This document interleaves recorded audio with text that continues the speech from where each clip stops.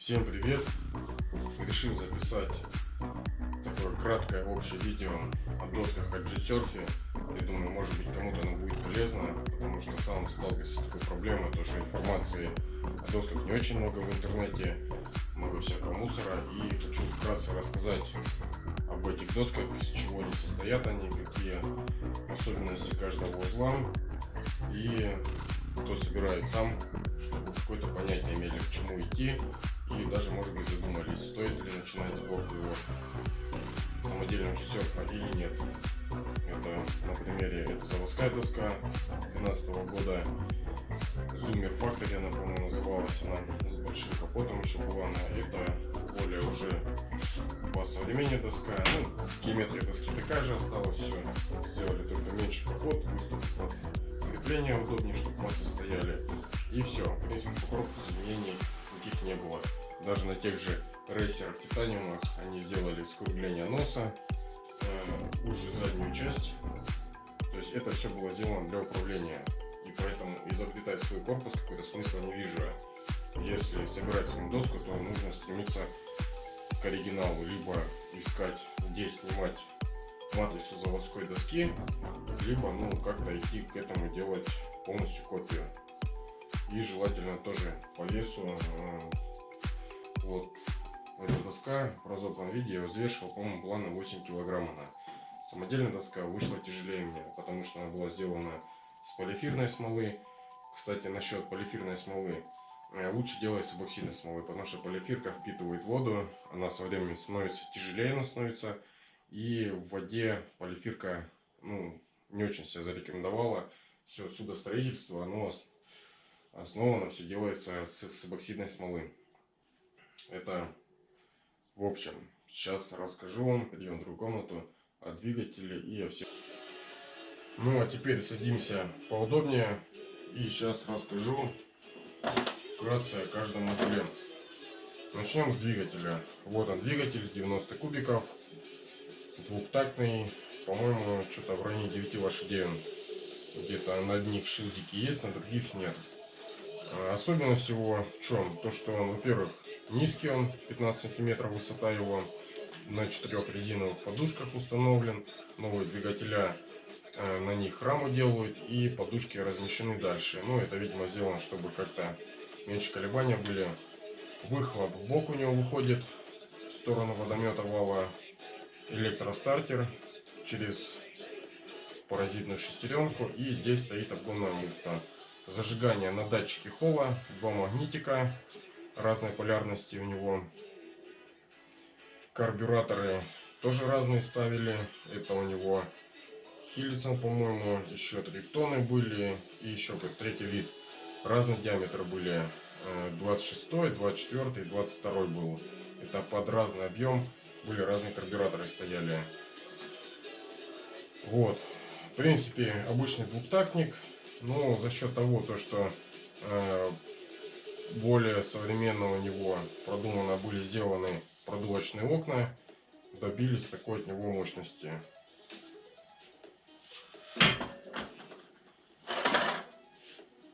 Блок электроники. С чего блок состоит? Встроенный аккумулятор у него, 6 банок у него стоят по 3,7 вольта, 12 вольт в наборе получается. Сделан вывод под зарядку. Это я уже штекера переделал. 4 провода с каждого плеча. Зарядка, вся плата стоит в зарядке. Именно балластная плата. Так, что здесь? Выход на стартер. Датчик холла. Обычный биполярный датчик стоит в ней. Вывод под откачку воды. Откачка воды у него стоит на оригинале, то есть просто в корпусе установлен моторчик через этот разъем, а внутри стоит схема, которая по току определяет, есть нагрузка, питание подает дальше, нету нагрузки, моторчик отключается. Периодически моторчик запускается и проверяет, есть вода в корпусе или нет. Это так у него сделана электронная схема откачки, по току определяет. И на катушку зажигания. Вот, катушка зажигания на одних блоках у них делали выносную. То есть обычная катушка, вход и под свечу. На самых первых блоках у них катушка стояла внутри. Это вот такой блок. Схема именно опережения на процессоре собрана, ихняя своя прошивка здесь. Там бешеный угол опережения получается. Такая очень интересная схема стоит. Ну, в принципе, по корпусу вкратце так. Дальше водомет. Вот он, водомет. В карбоновом корпусе. Вал с нержавейки десятка. Диаметр, двух диаметров делали они 92-й, ну там с копейками, и 93-й. В принципе, разницы не заметил на 92-м или на 93-м, потому что сейчас на новой модели стоят 92-е винты, на старых моделях 93-е. Выход под охлаждение двигателя, двигатель с водяной рубашкой, то есть одна направлена в сторону спрямляющая трубка, и другая у нее еще механические, не механический, а с водомет отсос идет. Это идет за счет разрежения воды. Это закон Бернулли работает. Сделан отсос. Трубка лежит на дне просто. И когда доска едет, происходит отсос воды. Вода по-любому в доску попадает, либо через сапун, либо когда доска просто стоит на воде долго, у нее есть там дренажные два отверстия, оттуда вода потихоньку затекает. Это касается что водомета. Здесь алюминиевый стоит винт, это уже переделан водомет. Оригинальные винты у них карбоновые. О винтах чуть дальше расскажу. Глушитель. Глушитель у него мокрый выхлоп идет. Труба. Внутри два конуса идут и форсунка. Идет тройничок с рубашки охлаждения двигателя. Часть воды идет выхлоп, перемешивается с газами. Во-первых, идет охлаждение оглушителя всего, и во-вторых, охлаждение газов идет. Спадает давление. Глушитель — это, можно сказать, 50% мощности работы двигателя в глушителе, потому что это резонатор. Двухтактный двигатель без резонатора не будет отдавать полную мощность. Глушитель очень важная часть. И поэтому, если будете что-то сами изобретать, это все нужно рассчитывать. Из-за глушителя может доска не поехать. Так, что еще хотел рассказать? Ну, теперь вкратце. Ну, бензобак стоит здесь. И все. Так, что касается двигателя. Ну, гильзу просто так покажу, как она вообще выглядит. На это гильза 100-кубового двигателя. Так, и начнем сейчас о главном моменте, о самодельном джетсерфе. Когда пытаются поставить какой-то, взять другой двигатель. Значит, проблема первая, это с выхлопом, как я рассказал, выхлоп в бок. Нужно найти такой двигатель, у которого выхлоп идет не вверх, не вниз, а именно в бок. Потому что сделать, если с выхлопом вверх, это, во-первых, будет толщина доски увеличится. Ну, в принципе, только это, в толщине. И еще какая проблема у обычных других двигателей, допустим, взять, вот он, двигатель Стахатсу с лодочного мотора. Казалось бы, все ничего, выхлоп идет у него в бок, по высоте проходит он, карбюратор сюда площадку сделать, адаптировать. Все, в принципе, 115 кубиков, по-моему, он. Вроде идеальный двигатель. Но не так все просто. Чтобы этот двигатель адаптировать под G-Surf, здесь очень такая глобальная проблема. С завода был маховик, стоял на G-Surf. Маховик не нужен вообще, потому что двигатель не рассчитан для работы на холостых оборотах. Он работает в основном от 6 до 9 тысяч оборотов. Новые двигателя, которые, новые доски, они работают до 12 тысяч оборотов. Поэтому, если даже на заводской двигатель поставить маховик, как у меня была проблема, сейчас покажу коленвал. Это вот он, джетовский коленвал. на нем съела шейку под обгонную муфту. И тоже хотел решить эту проблему, как-то переделать стартер, чтобы заводить его. Взял шестернь, вытащил сюда шейку, просверлил, резьбу нарезал. Все накрутилось, на клей затянулось, подсальник сделал. Все казалось бы идеально. Да, двигатель на стенде заводился у меня, все, поехал на воду, а доска перестала ехать. Рабочий двигатель просто изменил вот эту часть. Убрал вот эти шестерни. И получился у меня эта шестерня как маховик стала работать. И тяга пропала.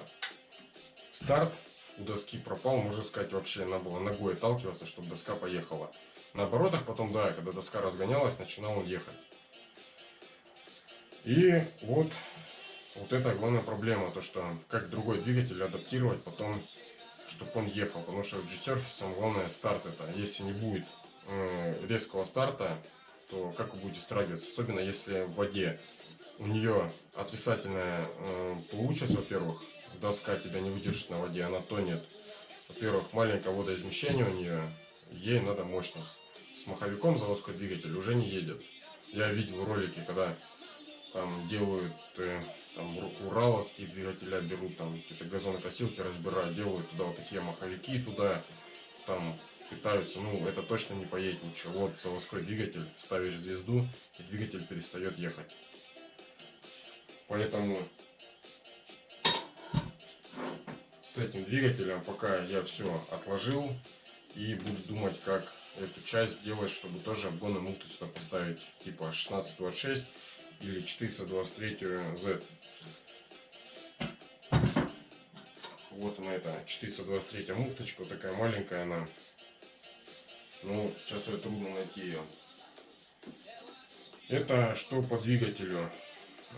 По блоку, если надумаете сами делать блок это зажигание, самая рабочая схема, это было собрано на коммутаторе F35. Вот сейчас китайская доска, это на ремонт ее прислали мне.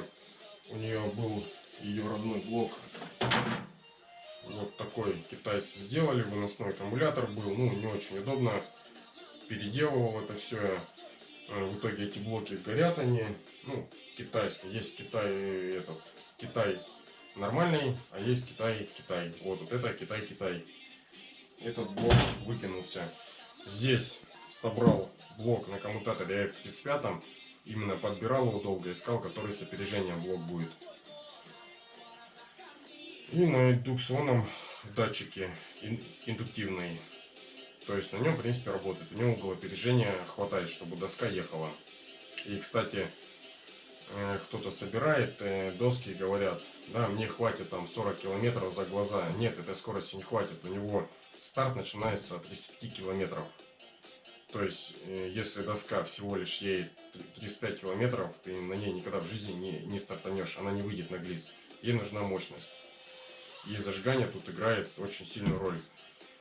Угол опережения должен изменяться, опережение срабатывает, чтобы ты мог его завести на маленьком угле, а потом оно изменилось. На заводском блоке это хорошо очень сделано. Заводится, можно сказать, при 0 градусе, при оборотах оно увеличится, уходит там чуть ли не в 35 градусов. Какой-то, точно не буду обманывать, но угол какое-то большое смещение происходит. Это касается что блока. Сейчас расскажу о водомете.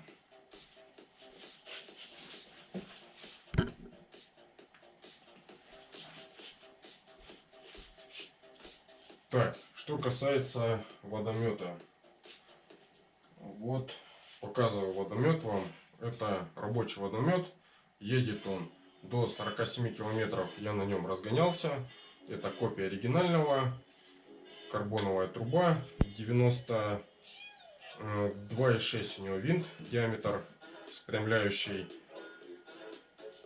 7 лопаток у него. И вал десятка. Что по водомету? Был у меня самый первый водомет. Это вот этот самодельный водомет. Это когда еще не было оригинальной доски. Я не знал, как она вообще должна ехать на самом деле. Собрал на этом водомете. радовался. На 41 километр я на ней смог разогнаться, максимальная скорость по прямой была. Вроде бы все нормально было. Доска едет, но были проблемы со стартом. Бывало, я просто не мог стартануть. Доска, когда выезжает, волна образуется, и все, она мычит. Начинается бешеная кавитация. Вижу, белая струя у нее идет с водомета, и доска не едет. Вроде гудит, двигатель развивает обороты. Катался даже с тахометром, смотрел по обороту. Другой шаг был.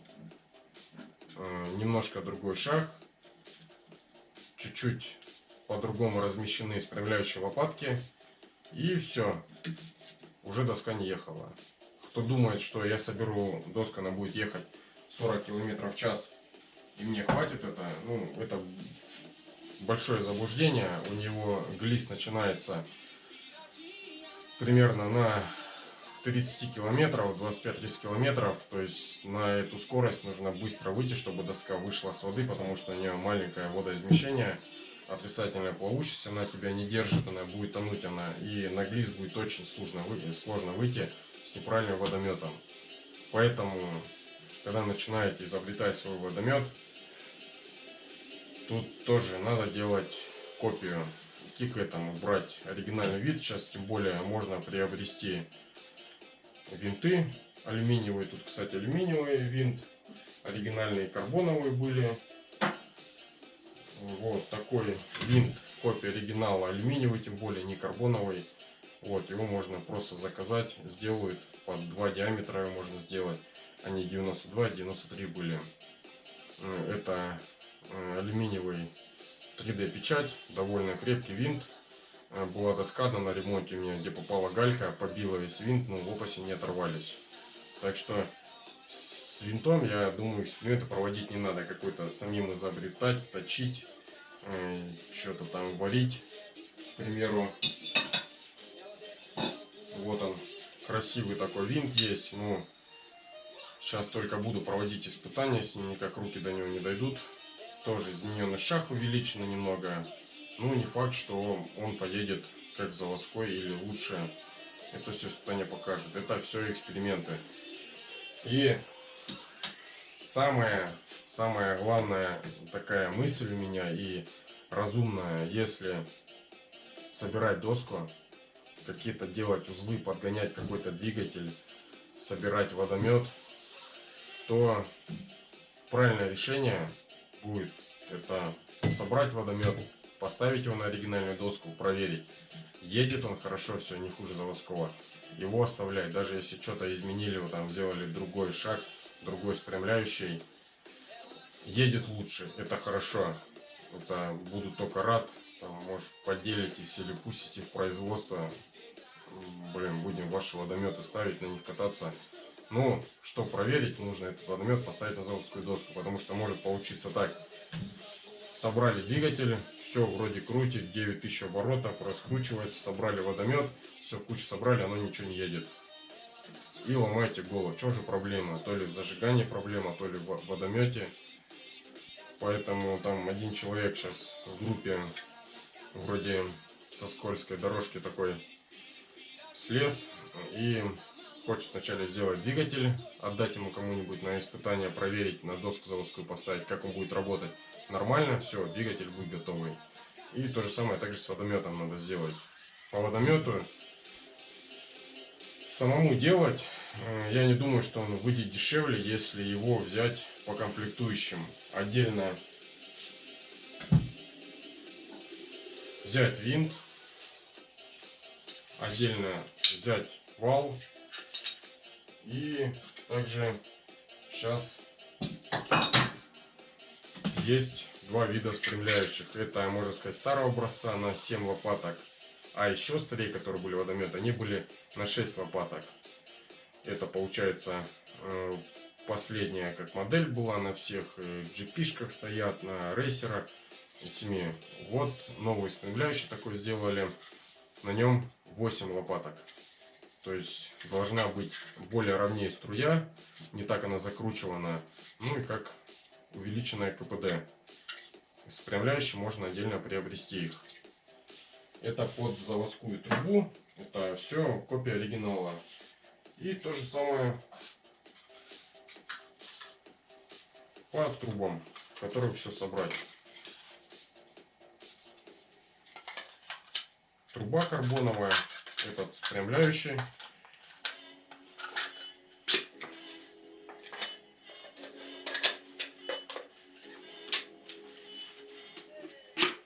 Все собирается так. Сюда карбоновую дужку.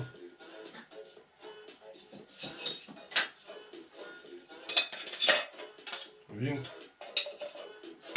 и вал. Вот такой вариант будет работать. Если делать доску, допустим, у вас проблема с двигателем, собрали такой водомет из комплектующих, поставили его, и дальше можно уже саму проводить эксперименты с двигателем. Едет, не едет, что-то дорабатывать. Ну, желательно, чтобы какая-то хотя бы одна часть была у вас рабочая, работала как на заводском. Водомет — это, можно сказать, самая дешевая часть, которую можно собрать ее и от нее отталкиваться. Так, и что еще хотел рассказать по блоку управления. Вот он, заводской его блок. Значит, как он устроен. Внутри аккумуляторы встроенные. Там же у него коммутатор внутри стоит. Здесь сделаны выводы под стартер, под датчик холла. Датчик холла, где вот он датчик холла. Зажигание у него сделано на муфте, на соединительные два магнитика. Датчик здесь стоит биполярный, два магнита разных полюсов, то есть он определяет обороты и в зависимости от оборотов уже делает угол опережения. Вот, с блоком проверенная есть схема, нарисована она, если кому интересно, могу и скинуть. Это вот здесь. Это, кстати, китайская доска, на ремонт прислали ее. И что я говорил насчет маховика, теряется мощность. Здесь вроде все копия, такой же поршень у нее, такой же коленвал стоит в двигателе. Двигатель, можно сказать, копия, просто чуть-чуть он с виду немножко по-другому сделан. Но доска едет максимум 40 км в час. Потому что у нее здесь стоит большая обгонная муфта на колене. И тот же самый принцип маховика. Вот, то же самое стоит здесь. И доска у нее, плавный старт у нее. Потом она разгоняется, но старт у нее слабее. И то же самое водомет. Немножко изменен шаг и уже не так едет.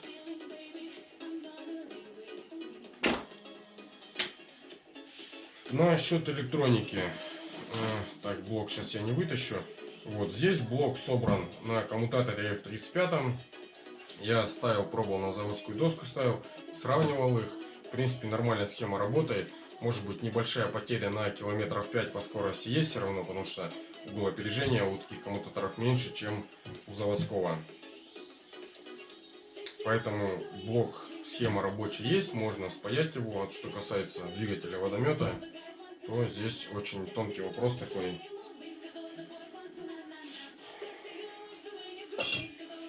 Были вот такие водометы изготовленные, ну, даже потом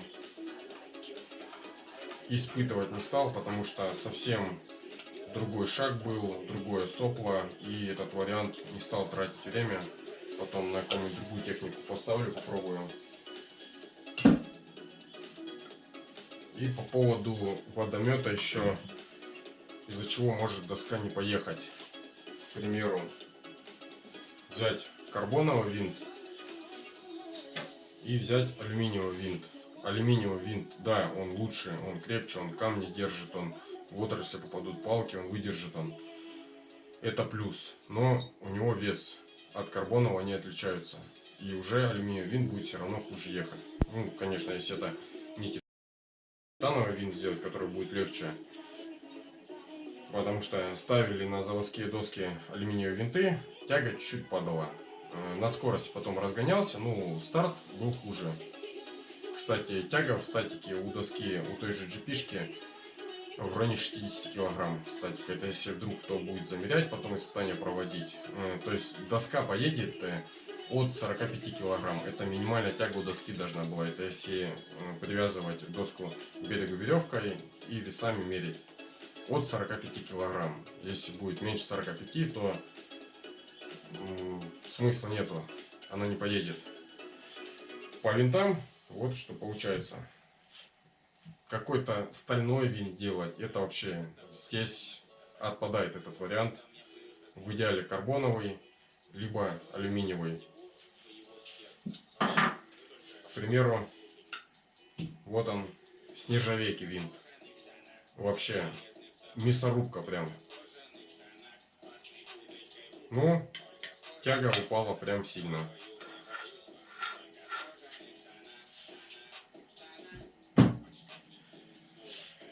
Так, что еще рассказать вам можно? Вот еще один коленвал, решаем эту проблему. Тоже, чтобы восстановить заводской двигатель. Под обгонную муфту сделано. Ну, чуть-чуть при производстве этого колена были погрешности большие. Колено это перетачивалось, балансировалось. И сейчас буду собирать на нем пробные двигателя. И буду экспериментировать. Это тоже, кстати, будет тестовый двигатель на самодельном колене. Кстати, если испытания сейчас пройдут успешно, этого колена будет выдерживать шейка под обгонную муфту, потому что сейчас под вопросом еще производилась закалка, и как она будет держать, будет муфта съедать ее или нет. Если испытания пройдут успешно, там двигатель откатаю часов 10-20, все будет целое, то будем делать проблему и устранять так. Вот, к примеру, колено с убитой шейкой, передняя будет оставляться шечка, а задняя будет новая изготовленная, запрессовываться, балансироваться, чтобы старое колено оставлять.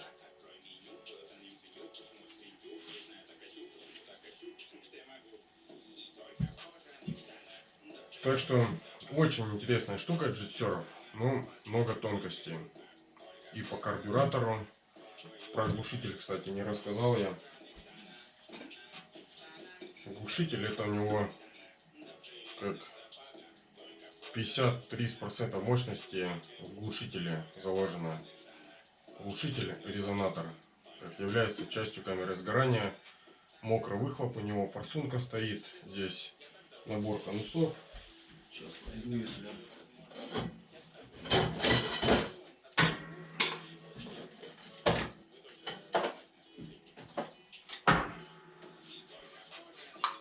То есть вот так устроен глушитель.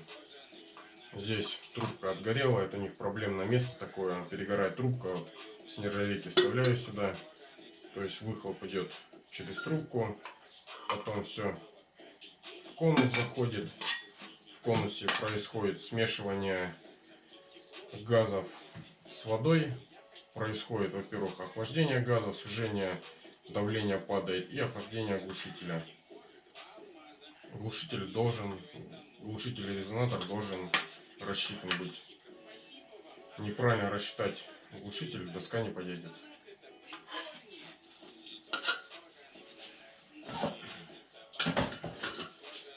Так что удачи всем в ваших сборках. Немножко поделился опытом с вами, с досками. Так что будут какие-то вопросы, задавайте. Может быть, что-то я не рассказал, я спрашивайте, чем могу, помогу, потому что сам прошел через все это. Много времени потерял и самое главное, много перевел денег. Сейчас уже иду, делаем только копии. Потому что люди тоже годами сидели, все это разрабатывали, и так просто собрать что-то на коленках не получится это так.